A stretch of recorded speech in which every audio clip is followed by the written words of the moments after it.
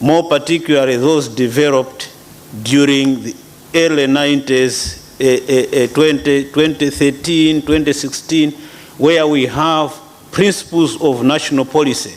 When you look at the principles of national policy and you compare them to most of the our agenda, which is global and regional, Agenda 2030 and Agenda 2063, you will note that there are similarities. So one would think that from a state's point of view, we are in the same boat, looking forward to what we would want to attain as Africa we want, or the transformation of the world, so that we get rid of poverty, the eradication of poverty and hunger. We should also not lose sight that in our constitutional documents, we also have an element of inclusivity, which is again very, very key in these two documents, in that there is a reflection of not leaving anyone behind, more particularly when you are looking at Agenda 2030. Leaving no one behind does not only refer to individuals, it does also refer to CSOs. They shouldn't be left behind. Therefore, that's why the right to participation is very, very key. Participation and consultation, very, very key in the attainment of what we aspire to, as reflected in the 2063, Agenda 2063, and also as reflected in Agenda 2030. Their implementation and applicability should not at the same time lose sight of the national realities and capacities of each and individual state. The implementation and applicability of these two agendas should again be respecting of national policies and priorities. Now, coming to the issue that I have been requested to address, civic space and political and strategic choices for states in order to achieve the development agenda 2030 and 2063, one would say that the civic space is defined by, from a political point of view, policies, and then as reflected in legislation. At the core, at the top of which should be a constitution. So most of these, the rights to freedom of association and assembly, indeed are very, very critical. But at the same time, we should not lose sight that even under international human rights law, you will note that there are limitations to the enjoyment of certain rights, more particularly, which should again be part and parcel of, say, we would want to achieve this by 2030, 17 goals, and the aspirations, 7 aspirations under 2063.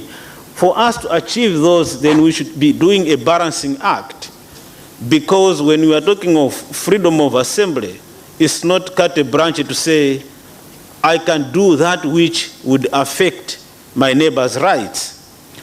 Therefore, when you are looking at the African Charter on Human and People's Rights, you will note that there is the only document, in my view, the only treaty that does bring out what are the duties of an individual when you are exercising your rights. I will speak to constitutions of some countries, some states. When you look at the Constitution of Tanzania, you will note that it has brought out what are the duties of an individual. The Constitution of Malawi, you will note that it brings out what are the duties of an individual. So in my view, those are to a greater extent inbuilt limitations on how I need to exercise my right. But at the end of it, we should also be looking towards attaining the goals as initiated in the two documents. Most of our constitutions do allow, in my view, not only my view, but it's a matter of fact, they do allow exercising of the freedom. But now, limitations would be there. But those limitations should again pass the constitutional master, which to a greater extent would tell you that you can only limit when it is prescribed by law and necessary in a democratic society. Necessary in a democratic society would depend on a lot of variables and how the exercise of that particular right is being done.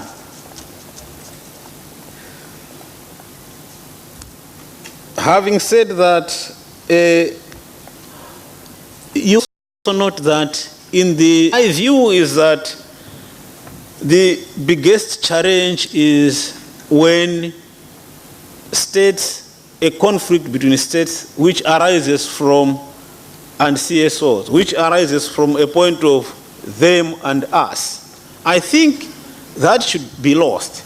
What we should be aiming at is that we should be partners towards attaining a common goal, not finger pointing. I think where we are to dialogue, let us dialogue, because that is an opportunity, I think, for these particular two documents, the Agenda 2030 and Agenda 2063, the element of dialogue, in my view, should be emphasized. So if we are to be able, without leaving anyone behind, attain the aspirations of 2063 and also attain the sustainable development goals, then dialogue should be key. There is also, in my view, as I said, I'm sharing my thoughts on behalf of states, the tendencies of resisting accountability. You know, that is one area where you would say CSOs and states are at a collusion course. We would want to know, are you accountable as CSOs? So they would, in normal circumstances, it might be a perception, but a perception which may, in certain circumstances, be true, that this resistance of accountability will tend to create conflict between state machinery or states and CSOs. Therefore, again, I'm talking about, I have to be very careful in my choice of words, a perception of the civic space is shrinking. The other challenge which maybe we need to deal with for us to be able to be in the same boat in attaining 2063 and 2030 is the responsibility on how to use the civic space. Because if I'm using the civic space, I need to be responsible. That takes us back to exercise of rights, at the same time responsibilities and duties that you have towards other human beings, so that they also enjoy their rights in a manner that when you are exercising your right within the civic space, you should also be cautious of your actions having effect, either positive or negative, on your neighbor. In conclusion, I have also attempted, though, to look at what are the opportunities.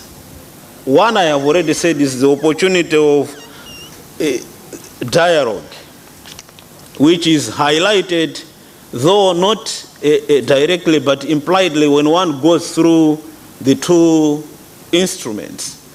And then the other one is, these are platforms, good platforms to enhance collaboration and complementarity between the state and CSOs, because we are partners in development.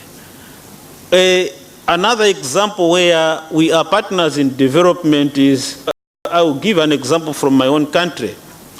We have an NGO or a CSO that actually deals with traditional justice at the rural level by mobilizing people, training them how to mediate, because we have noted that we may not be able to, the judiciary, using the judiciary, access to justice, there are several problems that are hindering access to justice. This particular initiative, in my view, would assist us attain the agents for us to be able to attain goal 16. Another the targets of relevance to freedom of assembly and association and civil space. You have 7 minutes. Yes. Thank you. Thank you, Madam Chair. First of all, let me indicate that the space in terms of the growth of national human rights institutions in Africa is growing well. In the early 90s, there were only some few of us, about 15 or so, but we now have about 45 or more, and that is good enough. Now, national human rights institutions are actually accountability institutions within national states. Their role is working with government, with the state in development.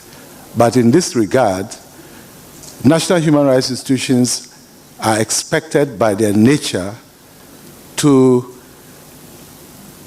monitor the implementation of the two critical agendas which I think have now come to anchor the human rights issues to that of development in Africa. That is Agenda 2030 and Agenda 2063. So for national human rights institutions, we welcome the two frameworks. It has made it easier for us now to carry our traditional function of monitoring implementation, because now development and human rights are almost Siamese twins, so to speak. Now, having said that, what are the practical ways in which national human rights institutions do carry out their roles in terms of ensuring sustainable development within their countries? One key function is that we advise government, we advise local authorities, we reach out to duty bearers and right holders at the same time. And so when it comes to understanding the human rights-based approach to development, which I must say, states present here, you will agree with me to some extent, that it is a bit difficult for your technical persons to appreciate the shift from the old paradigm of development to the new paradigm of the human rights-based approach, where human rights principles, human rights instruments, and the jurisprudence of our regional and international bodies are used as a basis for determining whether you are making progress within your country by way of development. I'm saying that because in Ghana, I've had the opportunity to interact with state actors, and it is difficult for them to come to an understanding of how do we see development from a human rights-based approach. And so another function we do is training and re-equipping people, stakeholders within the countries to undertake, to have an understanding of the human rights-based approach, which has come to stay anyway for the next several years, because the two agendas are quite forward-looking and we would be with them for some time. Agenda 2063 has a human rights strategy spanning 10 years. And that is going to be with us. 2030, we are about 5 years gone, but at least we still have 10 more years. So ensuring that the human rights-based approach to development is well understood and used as a basis to push the development of our countries is something which national human rights institutions see as their duty and continue to perform. Now, human rights institutions also have a play between civil society organizations, governments or states, and the international community. And so when it comes to issues of civic space, democratic space shrinking, civil society organizations having reprisals, attacks, and all that, human rights commissions are well placed to ensure that our voice are heard in defense of civil society, in defense of ensuring that the space does not shrink, because participation is very crucial and accountability crucial to the two frameworks, and civil society, other civic actors are all going to play a role, especially for our people who do not have a voice, and you will constitute as civil society the voices who will be part of the decision making on issues that affect our people. And so we work very closely with civil society in ensuring that the civic space is maintained. Of course, there are so many countries that we have issues. Even my own country, Ghana, which seems quite democratic and peaceful, there are issues of civic space shrinking, and so we should all accept that there are ways by which we should begin to rethink the way we relate with civil society who represent the voiceless in decision making. Now let me also quickly look at some issues that seem to be bothering national human rights institutions. I said we are about 45, but only 20 or 22 of us have A status. That means we have some challenges, and the states that are here, if you know that your NHRI is not a category A, or is not a status A, but it's a B, or it has no status, then it tells you that there's a problem.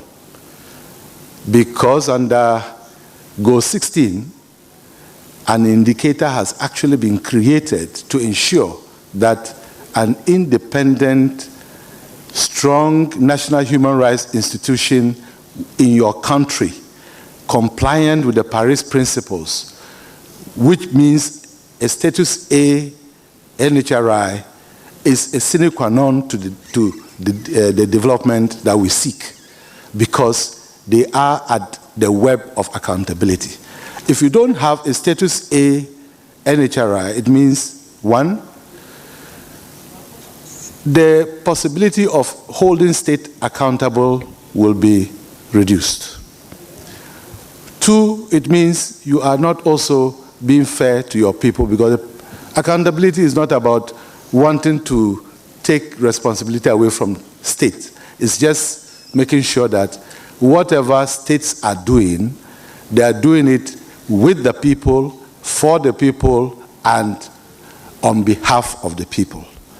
And that is the role NHRIs will play with civil society, ensuring that there are accountable measures in each country. And so the main challenge we have is ensuring that we have independent NHRIs that are able to hold states accountable. Very, very critical in that regard. Another, let me say, opportunity that I would want to point to is that we have the opportunity of these two frameworks that have come to make the work of human rights, promotion and protection and fulfillment better within our continent. And so we should try to see how we can embrace it. And in country, work with national human rights institutions and civil society to see how we can embed the 17 goals and the 7 aspirations of the 2 frameworks.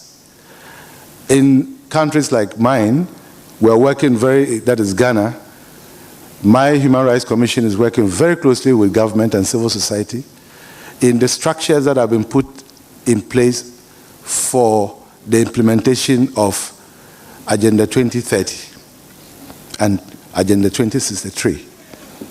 2 days ago, I had the occasion at a similar function to also indicate that Ghana has even reduced its budget, has begun budgeting and reflecting the 2 agendas in terms of where the money goes. So we are able to hold state accountable in terms of resources that should go to the vulnerable groups, to the critical areas like health and education, among others. And so it is something that is good for all of us. It brings about transparency and makes states more accountable to the people who actually gave us the power. Finally, the opportunities that I see. I had the opportunity to look at the guidelines that the Africa Commission prepared in connection with the Peaceful Assembly and Association. Now, I think they are wonderful normative jurisprudence which state parties and civil society organizations should begin to look at in reforming their law. Yes, we can have laws in our constitutions. We should have derogations when it comes to the freedom of assembly and expression, but we should also do that minimally. And what is important is for us to begin to use such normative frameworks as the Africa Commission and also the Special Rapporteur's recommendation. Conclude, please. Thank you, Madam, which I think are very useful for all of us. Thank you so much, Madam. Merci Joseph Vital qui nous a donné des indications par rapport à le renforcement déjà du cadre juridique qui concerne les institutions nationales des droits de l'homme. Il faut qu'elles soient conformes aux principes de Paris, qu'elles soient indépendantes, qu'elles soient fortes. Et c'est de cette façon, effectivement, qu'elles peuvent non seulement participer à toutes les politiques en faveur du développement, mais également à demander la reddition de comptes. La reddition de comptes pour renforcer les programmes, revisiter les programmes, voir effectivement là où les organisations de la société civile avec les INDH peuvent jouer un rôle. Et sensibilisation, la formation, je pense que tout ceci en lien également avec les lignes directrices qui ont été développées et adoptées par la Commission africaine des droits de l'homme. Thank you, Joseph Vital. Maintenant, nous allons nous tourner vers la dernière panéliste, Safia Bray, qui est du Centre de Violence and Reconciliation Afrique du Sud. Could you tell us about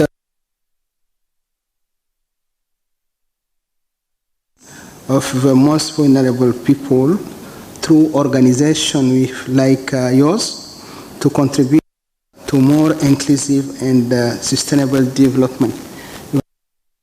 Please. Merci. Thank you, Commissioner. I think that to speak, sometimes you then end up not having much to say.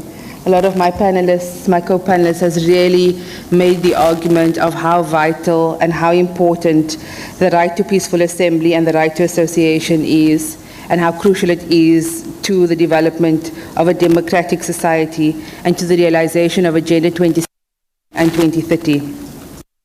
The right to peaceful assembly belongs to all individuals, including persons espousing minorities or working on sensitive issues such as and migration. States have a responsibility to ensure that the right to assembly is protected especially when those who assemble protest against public policies and challenge the state.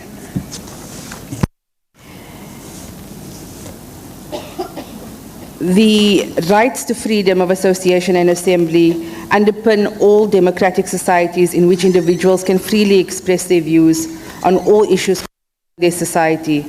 In this respect, we recognize and commend the African Commission through its special mechanism on human rights defenders and its study group on the freedom of association and assembly for the development of the tool in the form of guidelines on the rights to freedom of association and assembly, which is something that is a resource to each and every stakeholder. The guidelines on the rights to freedom of association and assembly strengthen the obligations set forth under both Article 10 and 11 of the African Charter. We are well versed around all the international frameworks that protect human rights, and even with that said, Commissioner, as civil society we face a number of challenges around accessing these rights. The closing of civic space is characterized by placing restrictions on civil society, impeding the rights of individuals and groups to exercise freely their rights to peaceful assembly, free association, and open self-expression. We have seen numerous occasions governments often violate the right to freedom of assembly as a method of suppressing dissent and critical voices. The right to peaceful protest is indeed a core component to the right to peacefully. However, peaceful protesters are subject to arrest, violence, excessive use of force, threats, and intimidation. In some cases, legal provisions criminalize organizers and those participating in peaceful assemblies, and in other cases, the narrow interpretation of the law is often manipulated to legitimize the arrest of peaceful protesters within civil society. Intimidation techniques are also often used, as these often engender a culture of self-censorship. Violations of the right to freedom of assembly have serious implications for society, as they deny an open and pluralistic dialogue and repress civil society's ability to challenge authorities and participate in decision-making spaces, as well as contributing to the development, implementation, and monitoring of that affect their daily lives. Barriers brought by the digital divide are also relevant to the African region and include the increasing cost of and commercialization of online spaces and infrastructure deficits. These barriers prevent decentralized access and use and the formation of community networks that are more likely to meet our specific and contextual needs. Women and marginalized communities face further reduced access to online spaces, and their difficulties are often exacerbated by class and social divisions. With increasing frequency, we have various governments disrupting networks and shutting down the internet and telecommunications services in various settings. This has become a disturbing trend in the context of elections and public protests, often under the pretext of preventing the spread of hate speech, disinformation, public disorder, and national security. We have seen examples of targeted surveillance against civil society, activists, and the media growing, and is carried out in complex collaboration between government and private sectors.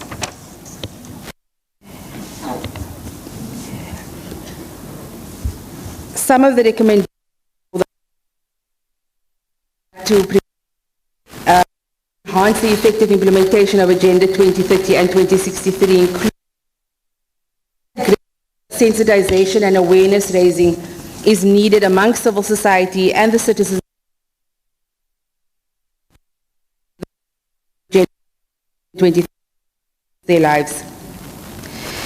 Structured exercise of the rights to freedom of assembly and of association is crucial for the implementation of all the Sustainable Development Goals, as well as the Agenda 2063, because it empowers people within the space to articulate with interests.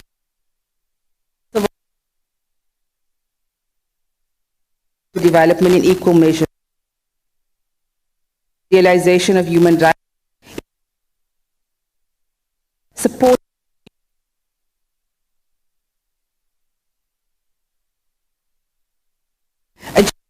2030, principle of leaving no one behind. Please conclude. Thank you, Madam. Evokes the participation of all stakeholders.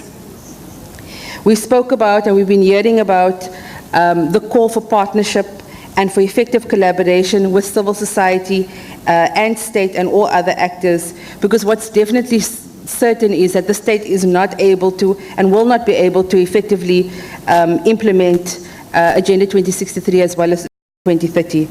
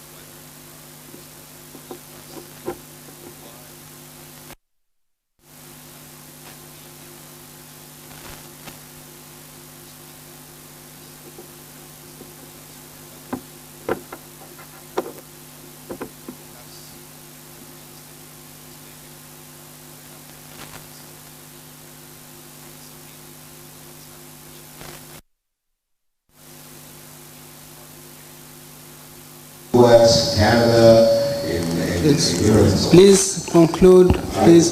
Thank you. The other thing I would like to shed light on is the really intriguing presentation that we've heard from the Danish Institute, and I think it's very important.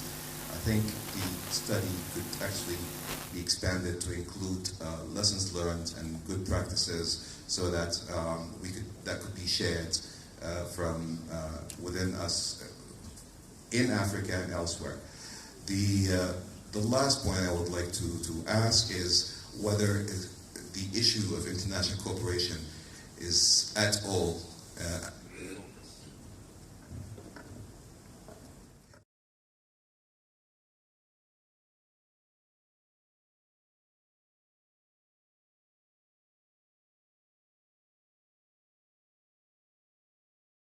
to provide 0.7% of national GDP of industrial countries to development aid. And we wonder, because there's only a couple of countries in the world who has actually achieved this percentage, but the rest have not even come close to it. So international cooperation is very important.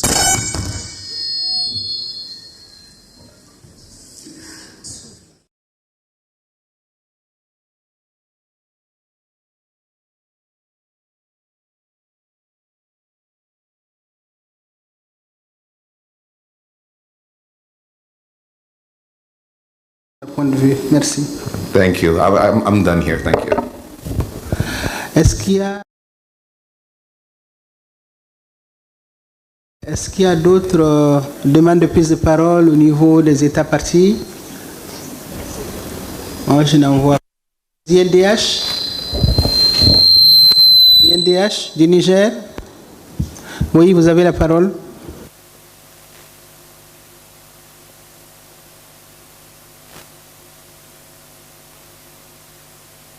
Venez au milieu là.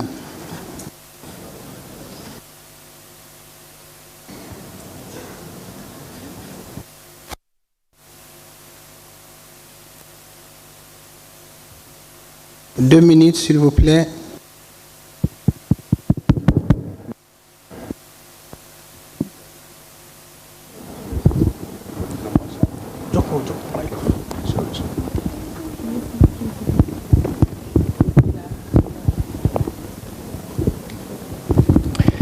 Merci Madame la Présidente. Je m'appelle Hamid Talib Moussa, je suis le rapporteur général de la Commission nationale des droits humains du Niger.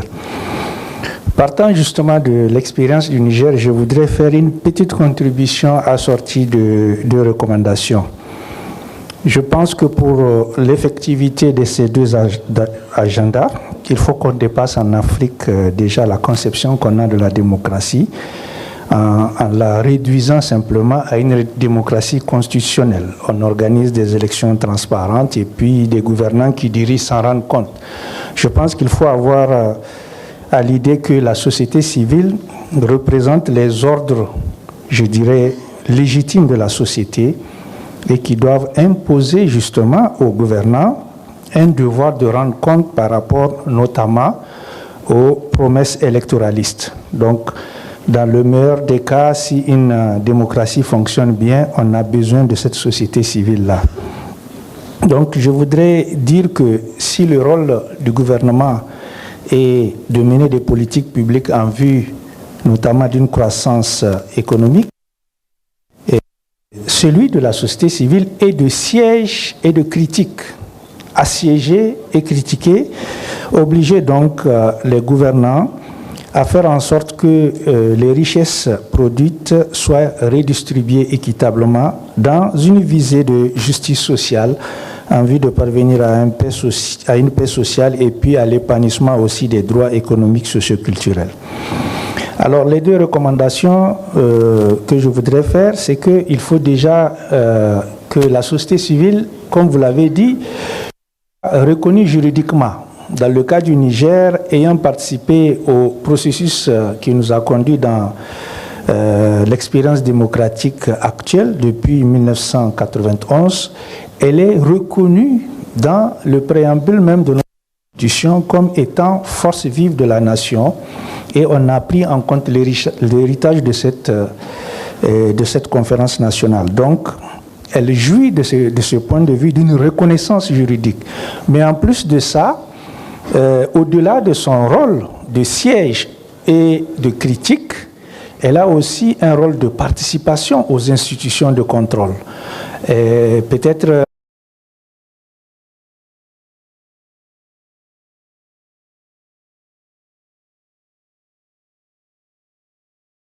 au niveau de la Commission nationale des droits humains, le représentant de la société civile et en même temps le président de cette commission, vous avez aussi un représentant de la société civile au niveau de la Cour constitutionnelle, un représentant de la société civile au niveau du Conseil économique, social et culturel, un représentant de la société civile au niveau du Conseil supérieur de la communication. Il y en a d'autres.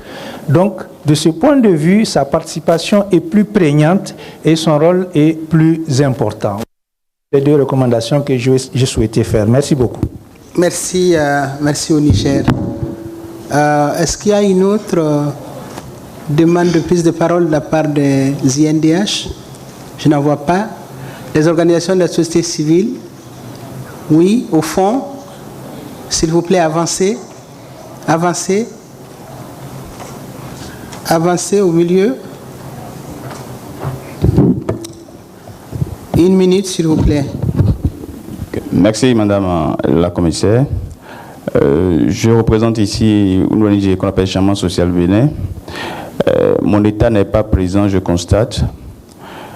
Je voudrais vraiment inviter, au regard de tout ce que j'ai écouté et que nous savions déjà, nous, en tant qu'acteurs de la société civile, prier vraiment la Commission à engager un dialogue avec la République. Il y a comme une réécriture de toutes les belles notions dont vous avez fait cas dans le panel. Et je pense que peut-être on peut supposer que l'État est de bonne foi, mais n'a pas la connaissance notionnelle de tout ce que vous avez dit par rapport aux droits civils et politiques. Et donc, je sais aussi que récemment, ils ont déposé un rapport pour la mise en œuvre des instruments régionaux relativement à la Commission. Donc, ce serait intéressant d'en profiter pour intensifier le dialogue dans une approche suffisamment pédagogique pour qu'ils puissent approprier vraiment le contenu des notions des instruments auxquels nous sommes partis et que nous puissions dialoguer avec eux en connaissance de principes et de valeurs. Je vous remercie. Merci, merci. Nous notons votre préoccupation. Oui, présentez-vous s'il vous plaît, 1 minute. Thank you, Madam Moderator. Thank you, panelists, for your brilliant and eloquent, very clarifying presentation. I'm Nicoline Waze of the Cameroon Women's Peace Movement. I'm so happy to hear that in all your presentations, one cross-cutting issue was the need for civil societies and government to collaborate. And I think that is a smart thing to do and the right thing to do. But again, the level of collaboration is my worry. Most of our countries, they hastily adopt national action plans to improve the image of those countries as a nice-to-have exercise and not effectively caring on how its implementation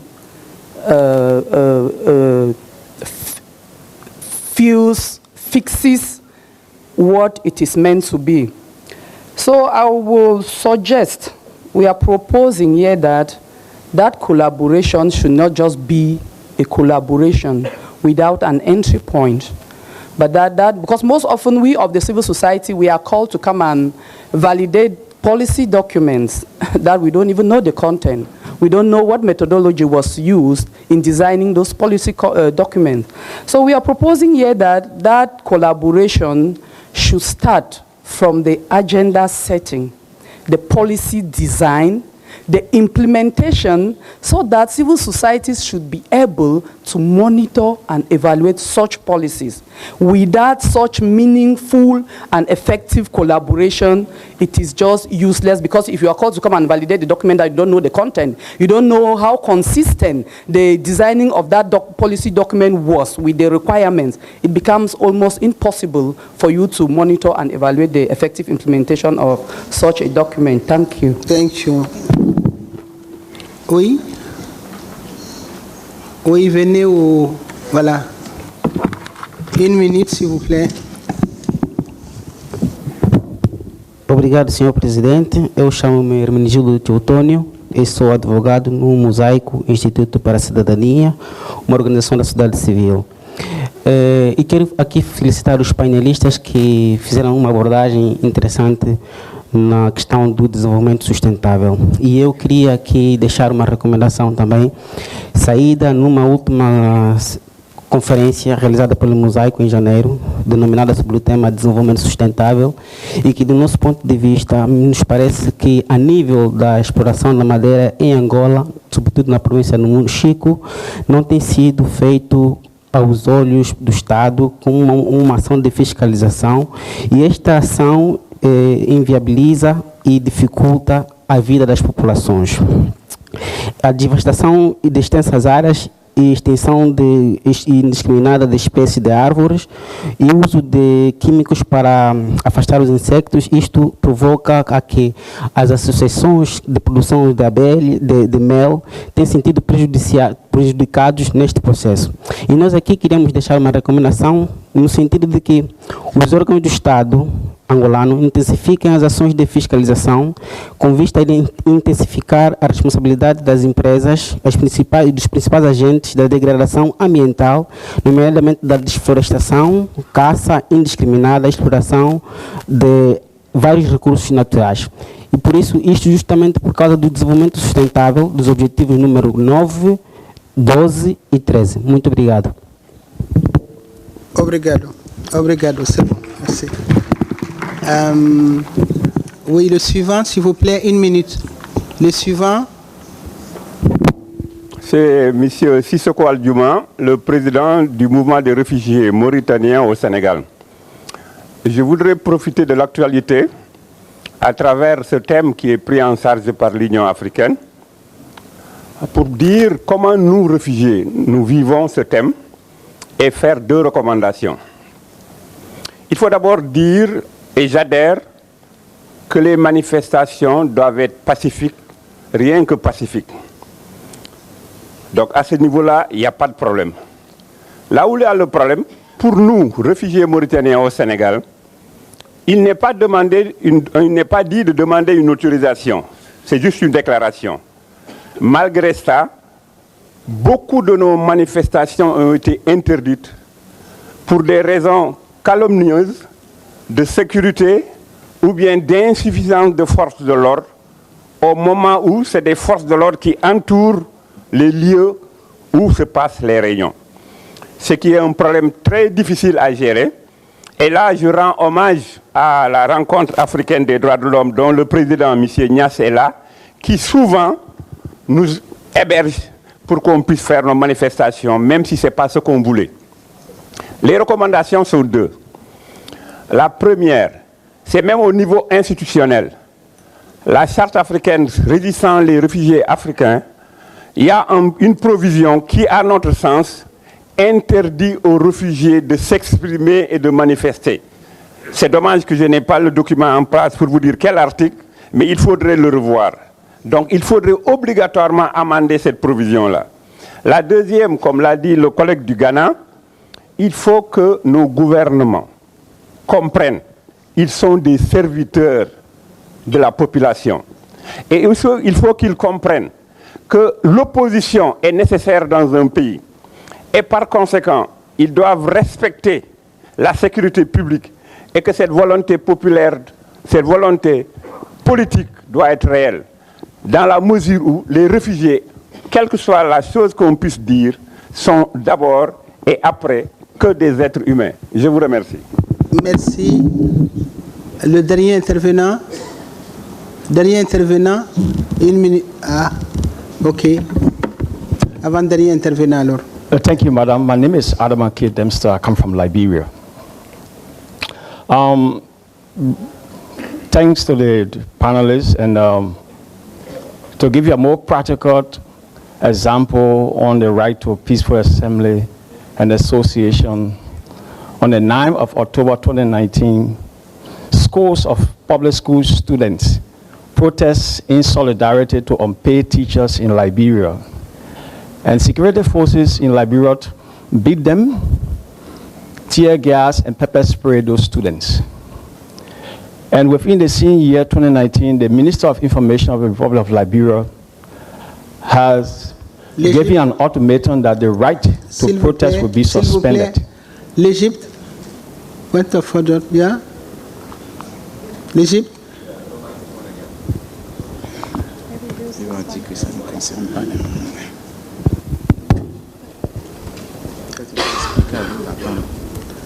Attendez. Thank you. Thank you, Madam Commissioner. Just to remind the Commission that only NGOs who have status with the Commission are allowed to speak before the Commission. Nothing really against any of the speakers who've spoken so far, but the last speaker, for example, he just introduced himself as somebody coming from Liberia. We don't even know if he's an NGO, and whether or not he is registered with the Commission and have a status. I'm just referring to the Commission's own rules of procedure, and I hope that the Commission respects that, and those who are present also respect it. Thank you. Merci. Okay. Merci à l'Égypte. Allez-y. 1 minute. Okay, I'm a human rights in Liberia. So I'm using this opportunity to flag this issue because the discussion is bordered around some of the issues that are degenerating our situation in Liberia. So it is very important that we use this platform within the continent to be able to raise the issues. So we are saying that the Commissioner with oversight on Liberia should take an opportunity to visit Liberia in an effort to help us to be able to help protect the basic rights so that Liberian people can enjoy their human and people's rights. Thank you so much. Le dernier intervenant.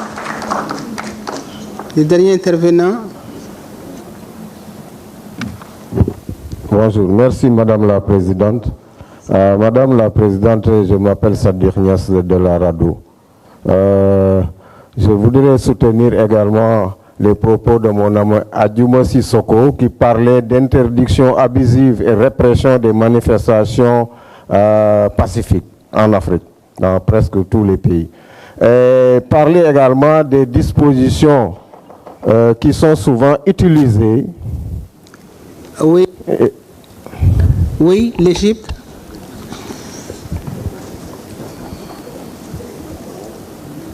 L'Égypte, oui. Thank you very much. I made a point of order and there was no ruling about it. You actually allowed this. S'il vous plaît, l'Égypte, laissez-nous aller à la fin de cette audition des participants. Après, nous revenons à vous. Nous avons la police des audiences. Nous allons vous répondre. Merci. No, this is a point of order. I have the right to continue what I have to say. The current speaker actually also identified himself by name and not by the association that he's associated with. He said representative of RADO, la RADO. La RADO a le statut d'observateur. Je crois que c'est l'une des premières associations à avoir le statut d'observateur. Right?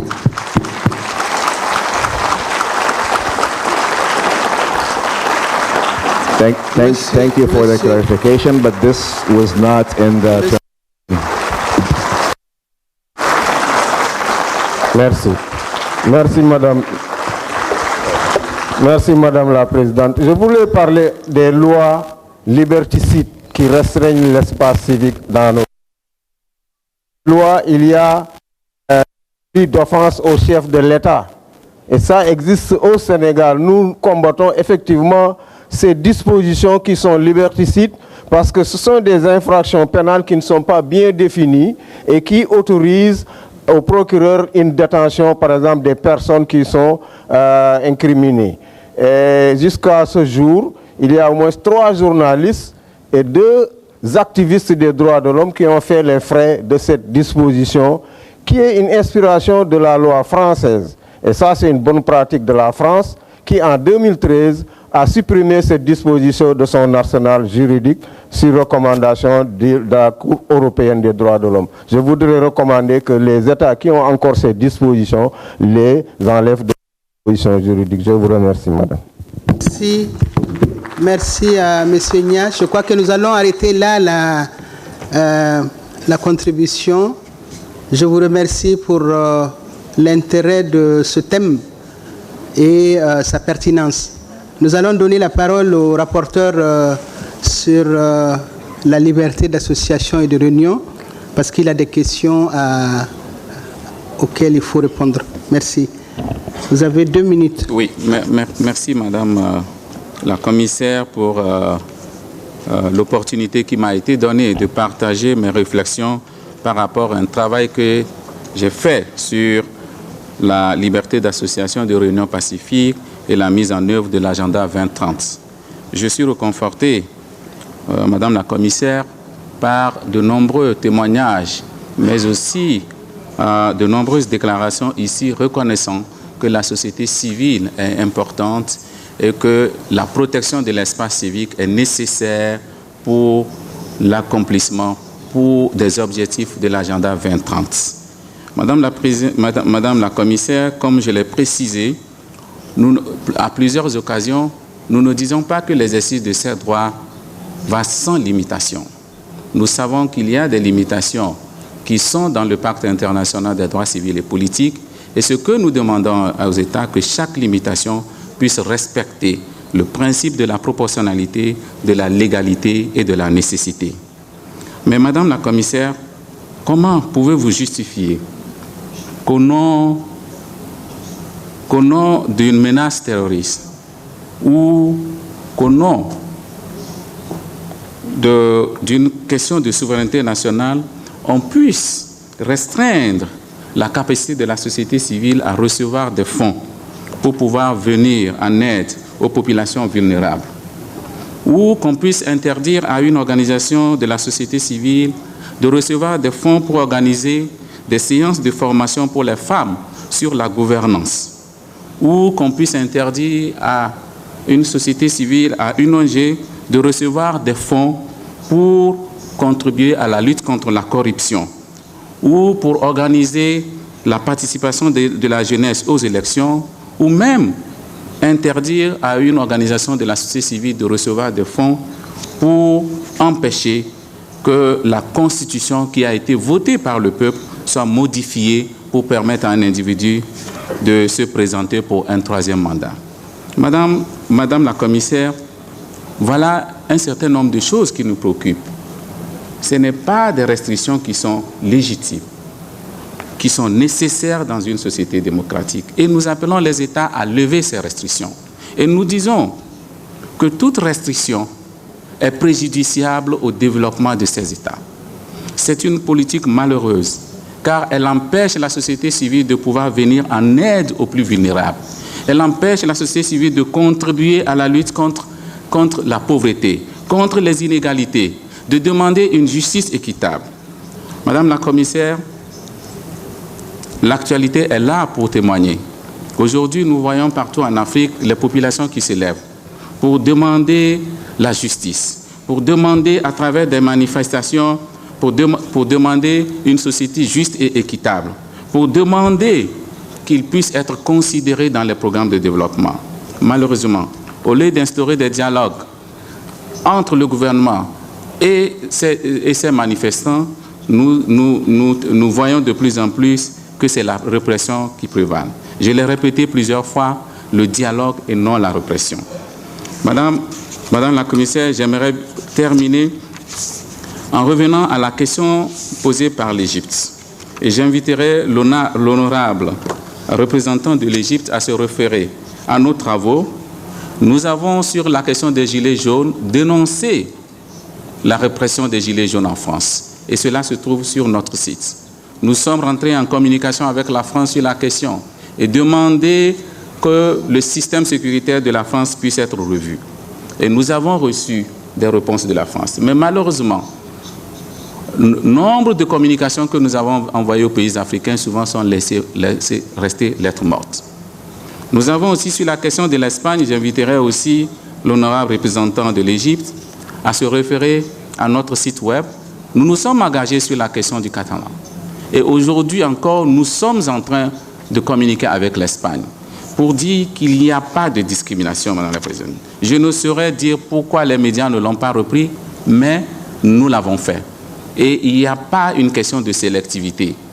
Et nous nous sommes aussi prononcés plusieurs fois sur l'Égypte. Et le représentant est là. Plusieurs fois, nous avons eu des discussions. Mais fort heureusement, je n'ai jamais eu de réponse. Je n'ai jamais eu de feedback par rapport à nos discussions. Et nous devons aujourd'hui, Madame la Commissaire, dépasser les engagements et les bons discours. Nous devons aller à l'action. Nous reconnaissons l'importance de la société civile dans la mise en œuvre de l'agenda 2030, dans la mise en œuvre de l'agenda 2063, et nous devons prendre des actions. Et je l'ai toujours répété aux représentants. Nous devons prendre des actions pour sécuriser cette société civile. Vous l'avez mentionné, elle est importante dans l'entête de l'agenda. Alors, qu'est-ce que nous faisons aujourd'hui pour la protéger? Qu'est-ce que nous faisons pour qu'elle se sente libre de pouvoir travailler? Et j'espère qu'à travers ce rapport, je pourrai engager un dialogue constructif avec tous les représentants pour que nous voyions ensemble comment améliorer l'environnement de travail de la société civile pour une meilleure participation de nos communautés, mais pour aussi un succès des objectifs de l'agenda 2030. Merci beaucoup. Merci. Merci. Une minute à Francesca. Francesca, 1 minute. I think I can take less than 1 minute. I think it's clear from these discussions that any closing of civic space can have a detrimental impact on the ability to achieve sustainable development in general, and not just sustainable development goals that are related to civil and political rights. I think it's time for us human rights actors to think outside the box a little bit in this regard, to engage with other actors that we would not traditionally engage with, to ensure sustainable development is implemented in line with human rights. And I just wanted to respond very quickly to the suggestion that we start to document some good practices. We have started to do that, and we've also done it with NANRI on what NHRIs have been doing, so please have a look at our website if you're interested in that. Thank you. Le représentant des États partis, M. William, 1 minute.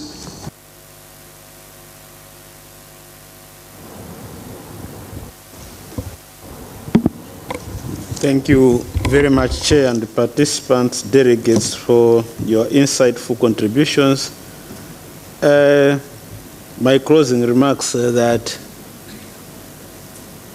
most of these documents, when you talk about constitutions, when you talk about the African Charter on Human and People's Rights, when you talk about the International Covenant on Civil and Political Rights, my view is that they are a guide. They are, up to now, they are living documents. They have been talking to us since, some of them since time immemorial. And they will continue talking to us until, and guiding us until we have attained, even beyond our attainment of Agenda 2063, and even beyond our attainment of Agenda 2030. It is us who are supposed to breathe into these living documents so that we should live with time, because legal change influences social change and vice versa. At that particular point, Chair, I would say thank you very much. Thank you. Now, Joseph Ita, 1 minute. Thank you, Madam Chair. I would only want to use the opportunity to call upon state parties present to work with us, to work with civil society, as we implement together the two agendas, because they are good for the continent, they are good for our countries, and they are good and practical examples of what a country can do. As Francesca just said, we have been able to put together a publication mapping out from different countries how national human rights institutions, civil society, and the state have worked together in the implementation of the SDGs. And it's about time other countries who are not involved join the train. Thank you. Thank you. Safia Bray, 1 minute. Thank you, Commissioner. I think my last two concluding comments is, one, I would just like to encourage civil society to really start engaging both agendas constructively. I think one of the ways that we can really start making the agendas real in the work that we are doing is by incorporating and aligning institutional agendas, institutional objectives and strategy to both Agenda 2063 and 2030 in realizing its implementation. And then lastly, just to add my voice to my sister Nicolene that made the statement at the back, that talking about collaborating and partnering with civil society should not be a tick box, it should not be a rubber stamp. That we really are asking, we're not just asking, we're demanding the fact that we need to be involved from the moment, from inception and design around what it looks like on the ground. Because I think what we always know of is that these plans exist, but they do not reflect the lived realities of the people on the ground, and they do not reflect the voices of the people that these plans are meant to be providing support and benefits to. Thank you. Thank you. Je vois l'Égypte qui souhaiterait réagir. Oui, 1 minute, s'il vous plaît.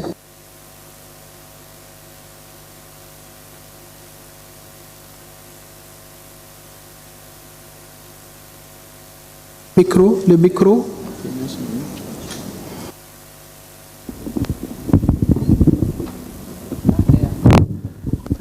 Thank you very much. Very quickly, in exercise of the right of reply to the Special Rapporteur, Egypt is one of the sons of Africa is actually the one taking assuming this position, and we are very much in support of his mandate. I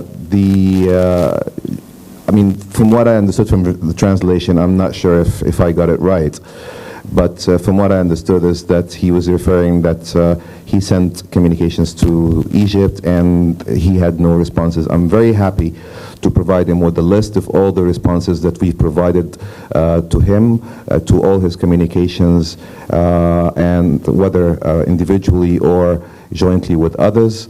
And maybe then he can check with the Office of the High Commissioner. Probably they misdirected it or something. The most recent, anyway, of which was actually in response to our recent discussion in June about the law on NGOs, and Egypt has responded with a formal note verbal to the Office of the High Commissioner back in September. So I would appreciate if you could check with the office on that. We do appreciate your work and we support it as a son of Africa. We are very proud of your work and we continue to engage with you as well as with other mechanisms of the Human Rights Council. Thank you. Nous voici au terme de ce panel interactif. Nous voyons tout l'intérêt que le panel a suscité. Je pense que cela nous interpelle en tant que Commission africaine des droits de l'homme et des peuples, mais également interpelle le rapporteur qui devra voir les conditions d'une meilleure interaction avec les ONG, avec les INDH, avec les États partis aux prochaines sessions, mais dans l'intervalle, voir également la possibilité d'organiser ce genre de panel dans les pays. Je vous remercie et bon appétit. Je crois que nous revenons à 15 heures pour la suite de nos débats. Merci.